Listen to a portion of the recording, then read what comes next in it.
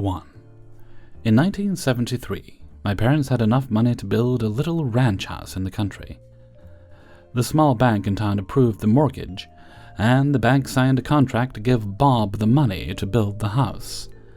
Bob, as it turns out, was overbooking himself all over town, leaving his clueless minions to do the actual work. The build took longer and longer, with more and more work having to be ripped out and redone. We're not talking about using the wrong color paint or nailing up some wonky trim here. The architect forgot to fully erase a line on the blueprints, and the farmers built a wall through the bathtub.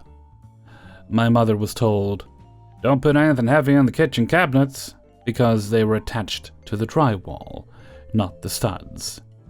Using a few roofing nails through the back of each cabinet. The garage door opening was framed into the living room instead of towards the driveway, and so on. When the bank's representative showed up for their final inspection, my parents met him in the front yard and refused to sign off on Bob's work. Then the representative became angry, as the bank had paid Bob a lot of money. He strode to the front door and pulled on the doorknob, whereupon the entire door, casing included, fell on him. It has simply been wedged, not nailed, into place. The bank called Bob, who finally showed up to supervise the work himself. The only problem was that Bob wasn't any better at building a house than his minions were. My parents still refused to sign off on the house. My mother was a stay-at-home mom, in a nasty rental with 2 tiny children, while my dad was working 2 jobs while this was going on. Throughout the entire process, the bank and Bob treated them very poorly, bullying my mom and lying to my dad. What should have been an exciting time for my parents was ruined. My mom cried a lot. My dad got depressed. Finally, the bank threatened my parents with foreclosure, and Bob threatened to sue my parents for breach of contract because the bank refused to pay him any more money. So my exhausted parents went to an attorney and gave him the rundown. Plumbing, electrical, tiling issues, the whole sorry mess. My parents were scared. All they had was their small down payment savings, so if this became a lengthy court battle, the bank and Bob would win. The attorney, Tom, was kind, but my dad said he could tell that he and Mom were doomed from Tom's facial expressions as he sorted through the paperwork. Then, abruptly, Tom smiled. "Let's get everyone together for a meeting," he told my parents. "Tomorrow." So my parents, Tom, the bank's representative, the bank's attorney, Bob, and Bob's attorney, met at the bank. Tom didn't give anyone else time to begin. He said, "Well, my clients have decided that they no longer want this house. Please remove it." Everyone else started to laugh. "Move it? Have you lost your mind?" Tom, in a sweeping theatrical gesture, placed a deed on the table. "My clients own the land the house is sitting on outright. They no longer want the house. Get the house off my client's land." Bob's attorney stared at the deed, and then turned and stared at Bob. "You built a house on land you don't own?" Bob nodded. The bank's attorney started yelling at the bank's representative. "You didn't finance the land the house is on?" The representative stammered, No?" Tom said firmly, "As I said, gentlemen, you're trespassing on my client's land. I expect the house to be removed and the land returned to its original state at once." My dad said he'll remember the blank looks everyone on the other side of the table passed to one another for his whole life. Sure, the bank could foreclose on a house that wouldn't exist by the end of the week, with no way to recoup the money. They didn't even own the land it was on. Bob was out on the 50% he paid out of pocket, plus he was on the hook for tearing down the house and removing it. On top of that, the bank would undoubtedly want him to repay the initial 50% they'd given him. Could they have gone after my parents? Sure. A foreclosure would have meant bad credit for my parents moving forward. They might lose their down payment. But to sign off on the house in its condition at that time would have meant thousands and thousands of dollars in cash to replace and repair everything from the roof to the basement before the house could be safely lived in. The bank knew my parents didn't have that kind of money. They're the ones who approved the mortgage. Suddenly, my parents were good people. It was all such a misunderstanding, and the bank and Bob couldn't do enough for them. The house was brought in line with the original blueprints and specifications immediately, at no extra cost to my parents, but at considerable cost to Bob. My parents signed the mortgage, Bob got the rest of his money, and just about broke even on the build. The bank's representative was fired, and Tom, attorney extraordinaire, got a stinging tale of triumph to recall to fellow attorneys for the rest of his life. This was 1973, 50 years ago.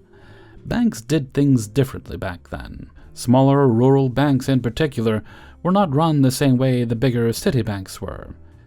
There were far fewer federal regulations, and in a smaller community, people didn't always follow them anyway. I'm pretty sure they don't always follow them now. And yes, they built a wall through the bathtub. No, I'm not making that up. I even left out how a plumber left his lunch bag on a partially built kitchen cabinet, but the cabinet maker didn't feel it was his job to move the bag, so he left it there and built the rest of the cabinet around it. I don't know where Bob found these people, but they were gems, every one of them. The bank and Bob put together very poorly written and pretty much unenforceable contracts. My parents' attorney figured this out, and the bank and Bob had to back off. I thought this was interesting, but surely not the one and only time this happened. Aren't contracts being written all the time by clueless people? Is this really that unique? I guess we should be glad it is. Thanks for listening.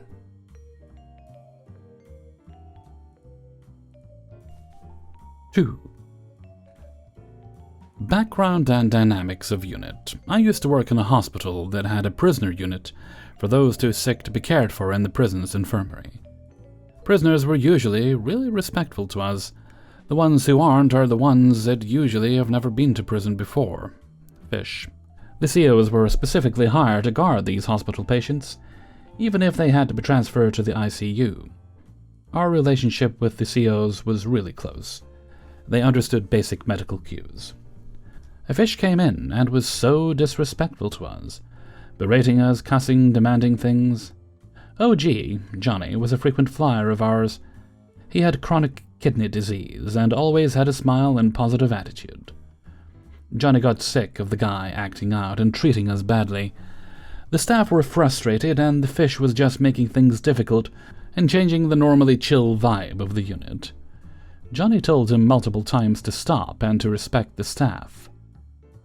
Finally, Johnny tells him that if he wants to get a really good high, he should try some max citrate. He told him that he just didn't want 1 bottle but wanted 2. Fish yells at his nurse demanding max citrate. We all look at each other, and Donna calls the doc and tells him that Fish wants some max citrate. The doc, knowing how much of a pain in the ass his patient was, asked if he was constipated. Donna said, "Well, he is full of shit." Donna put the 2 bottles on the table, and immediately the guy chugged the first bottle. Donna grabbed a bedpan. The patient barely finished the second bottle, and his stomach started cramping. She told the corrections officer that he might want to uncuff him. As soon as the cuff came off, the guy had to use the bathroom. Donna handed him the bedpan, and then the explosion started. Everyone in the unit started smiling. We were really doing our best to appear professional, and Johnny was laughing so hard. The guy realized what had happened and started screaming, "If you, Johnny!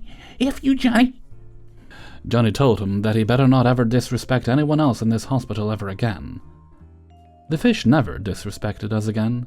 Please and thank you and yes, no, ma'am, and sir became his normal responses throughout the rest of his stay. I really miss Johnny. He ended up passing a few years later. 3. I did something really petty this morning and feel a bit bad about it. For context, I have an INFJ personality type, and am the kind of person who avoids confrontation and conflict at all costs, while also quite passive-aggressive at times, something I'm working on with my therapist. I'm also kind of a pushover because I don't love dealing with drama, but most of the time I'm indifferent or don't care about anything. However, there are a handful of things that really irk me. I am of the belief that there are two kinds of people in this world: those who wait for passengers to get off the metro before boarding it, and those who don't. Similarly, there are those who return shopping carts and heathens who don't. Same thing in my mind.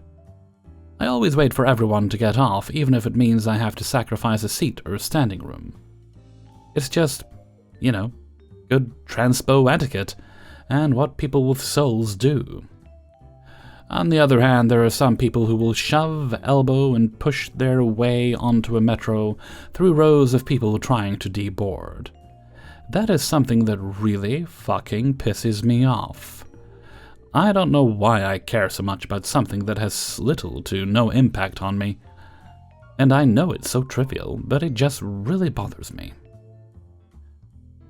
As I waited next to the door for the last few people to get off the train this morning, this lady, shover lady, comes out of nowhere and bolts up the metro steps so she can get a seat, pushing into and elbowing some people trying to get on the train. At that very moment, a switch flipped in me and I became enraged. You could literally call me a stupid bitch or run over me with your car, and I'd care less than I do about someone trying to get on a train while others are trying to deboard. I get up the train steps and there are no seats. Fine, it's not crowded at all, so I don't mind, and shover lady didn't get a seat either. So I felt the scales of justice were balanced. She let out a sigh, I leaned against a pole, and starts rolling around her ankle like she's stretching it. In her 3-inch stilettos and nice-ass suit, both of which I actually really liked. I give credit where it was due. 2 stops later, the person sitting in front of me gets her stuff together to get off the train. I could tell shover lady was eyeing the seat, but I pretended not to pay attention or notice the person getting up. The moment the passenger stood up, I see shover lady grab her bag off the floor to try to finagle her way around people deboarding, but the person getting off stepped in front of her, so I casually slid into the seat, not looking up from my phone once. Ha! Take that. At the next stop, an old wobbly lady with a cane hobbles on the train, and of course no one moves nor offers theirs to her, so I did what any normal-ish person with, a sliver of a soul would do, and stood up to give her my seat. Just as I was about to tap the old lady on the shoulder, shover lady shoves past me and into the seat. Now I'm furious. Not only had she taken my seat, but even worse, she took it from an old lady. At this point, I'm still pretending not to notice shover lady, and it's only me and the old lady standing, with the old lady standing like 10 feet away. You know how you can just kind of tell when someone is looking at your phone screen? Well, shover lady was watching mine while I was stood next to her. I was watching some show about 15th century Florence, not super interesting, and she had her own phone, so I thought the fact she kept looking at mine was mega weird, and that began to bother me even more. While I was sitting, she would hover over me for a few seconds, then look at her phone. So now shover lady was sitting to my right, and I was leaning with my back against the wall of the vestibule. This is where I'm a little ashamed of my pettiness. Out of the corner of my eye, I could see her kind of eyeing my phone again.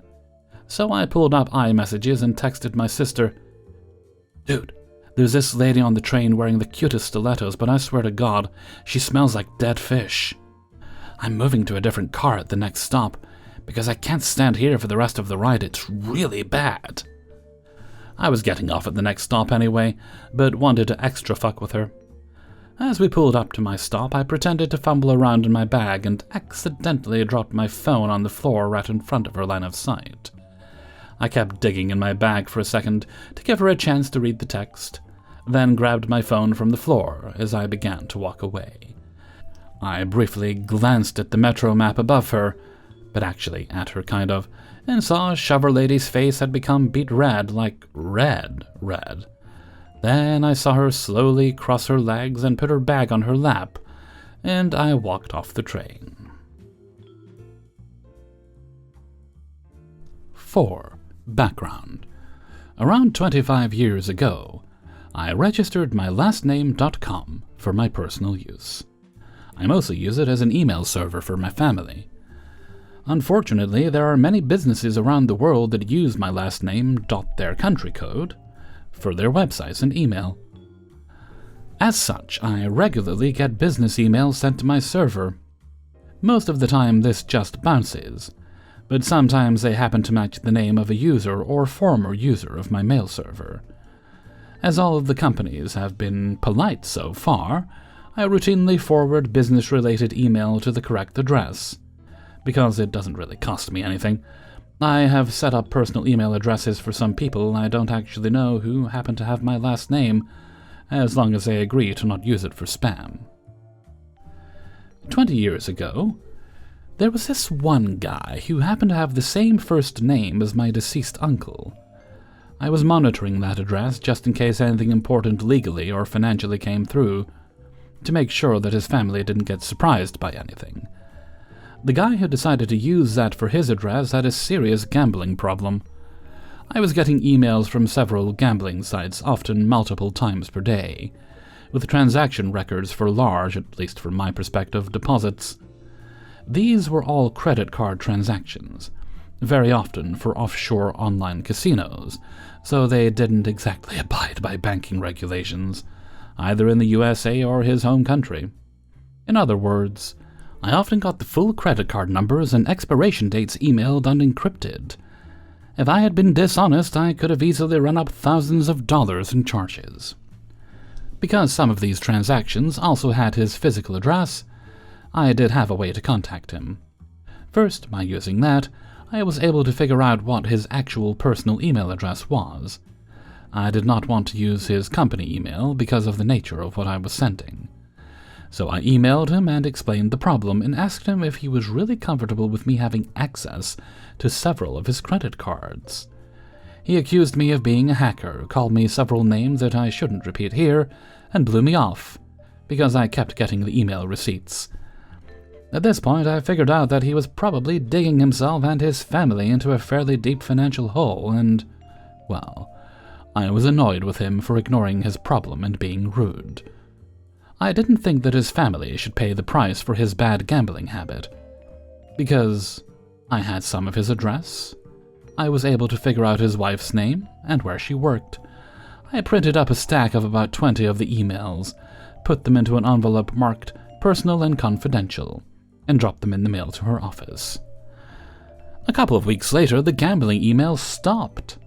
A few months after that, out of curiosity, I did search for them again, and found the legal notice of their divorce. Oops. 5. Last year, while I, then 25-year-old, and male, was working with digital design for a friend, he asked me to design something for a lady friend of his who owns a bar and was thinking of beginning afresh. She wanted a simple design for her menu. It was going to be one page only, since there aren't many appetizers anyway, and didn't have a lot of money thanks to the pandemic, so I was willing to work pro bono. Nicole was messaging me every sort of art she found on Pinterest, saying how cute some were, and if I could do it like this one, etc. If you ever worked with designers, you know they strongly dislike when you dictate their work. You are welcome to choose patterns and positioning and whatnot, but bear in mind that it's best if they don't copy someone else's artwork. Anyway, I made 3 versions exactly like she asked. Took me around 5 days to design because she didn't like the picture that she took, or something. It happens. I was okay with it. Design number 1 was too colorful. She didn't like too many colors. There were 3 main colors. Number 2, I don't remember what she said about it, and number 3, "Oh, I love it." Thank God it was over. "But could you remove this table at the bottom? Also, the character doesn't represent my bar that much." While my degree was something out of a YouTube tutorial, I could call myself a designer, since most of my clients loved my work and some professionals were over the moon when I showed any of my projects. I never studied for real because it wasn't my career, but I digress. Nicole's 20-year-old sister Natalie, on the other hand, read a book and was ready for the workplace. No, really, she read 1 book about design and color theory. She went to Nicole to demand why she wouldn't come to her in the first place. Long story short, I was in a group chat with Nicole and Natalie, being bombarded with JPEGs of many cute characters holding plates. And then on the 3rd day it came. The atrocious menu, as I like to call it. It was my third design, without the table at the bottom, with a children's font, think Comic Sans, but illegal, and a brunette cartoon girl holding a plate.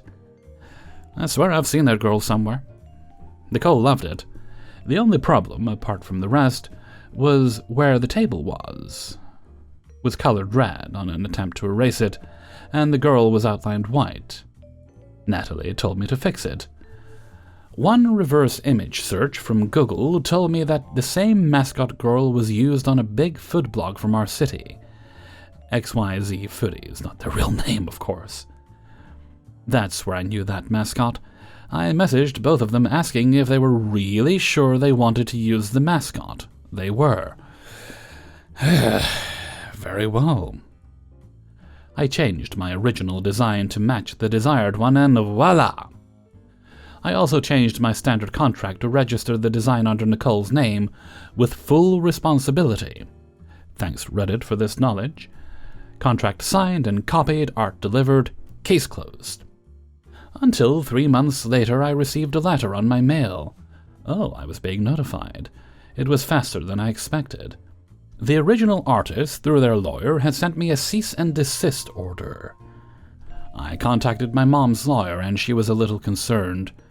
Copyright is really bad, and most lawyers were not equipped for it, because it's uncommon to us non-famous people. I told her about the shitstorm of the previous semester, and she was... Alright, let me tell them. The gist was that while I indeed designed the menu, and eventually the same mascot was used for the logo, I was 0% responsible per agreement. And another 3 months went by before I woke up to my cell phone having a seizure from the incoming texts and calls. Nicole and Natalie were pissed. WTF, why are we being sued because of your design? Solve this mess right now. I'm sorry, what happened? I'm being sued. I just received the notification at my bar. Is it the design? Yes, what did you do? Why did you do this to me? Why? I didn't do a thing. I just did what you and Natalie asked for. What? Why are we being sued then? Possibly because you used the character from XYZ Foodies. Using another character on a design doesn't do this. You told XY Foodies, didn't you? Why would I do that? The girl goes around the city trying every new bar and restaurant. I even asked if you two were sure about using the art. There was a meeting with their lawyer. I think he also read one book, might be two. My lawyer, Natalie, Nicole, me, and the friend I was working with, invited by Nicole herself. The dude was saying stuff about design being the artist's responsibility and stuff like that. My lawyer, bless her heart, pulled a copy of my single-page contract stating clearly, I, the client, take full responsibility for the design and everything that comes with it. The line is longer, I am just too lazy to look up the entire clause. After she read it out loud, everyone was quiet, until Nicole opened her mouth. So, how are you going to help us? We aren't, said my lawyer. Their lawyer, we can close a deal. You pay 50% of any legal fees incurred from the dispute with XYZ artist, and we won't sue you. Or we can shake hands and you can leave my client alone, because if you sue and lose, we are going to court again for emotional damage and emotional distress at work for my client. Are we clear? Have it your way then, said their lawyer. And with a smirk, the dude left. My lawyer, confused, just sat there organizing her two papers, and the sisters were sitting there, arms crossed and annoyed looks on their face. My friend looked at Nicole and said, You know you're in the wrong, right? I'm sorry, Chura's man. Thank you for your time. We left, and I never heard from Nicole or Natalie again, except for the time I went to her bar and saw that the design was just Nicole's Bar with a beer company logo. This time it was legal. And she was not happy to see me. Hey everybody, Hellfreezer here, and thank you very much for listening to Revenge is Ice Cream, episode 305. And thank you very much to everybody who allowed me to use their stories in this video. Before you go, I'd appreciate it if you hit the like button. It helps YouTube recommend the video to other people. Sometimes they need a little encouragement to do that, by which I mean always. Okay, let's see. Oh yes, if you'd like to get the videos a little bit earlier, then you can support me through my Patreon. You can do that for as little as $1 a month. You can do it for more than $1 a month as well. I'm not going to stop you. And it helps me pay some bills around here because people insist on getting paid for rent and electricity, and they go to the grocery store, they expect paying too. I don't know what that's all about. Anyway, so you can help out with that. You'll find a link to the Hellfreezer merchandise store where you can also get yourself some Hellfreezer merchandise, and you can make donations on streams and during videos like this one. And you don't have to, but I appreciate it, and thank you so much. All right, no other business or shoutouts today, so let's move right along to Hellfreezer's question of the day. And today's question is, and it comes from my moderator Shigar: is a peanut butter and jelly sandwich better with more jelly, peanut butter, or even amounts? My answer to this was quite simple. Even amounts, but lots of them. And you get rid of the jelly and have Nutella. Then you put banana in the middle. That's my idea of peanut butter jelly sandwich. But other opinions are allowed, apparently, from what they tell me. So why don't you let me know what you think in a comment below. And with that, I'm going to head off for now. So until next time, thank you very much for listening, and take very good care of yourself.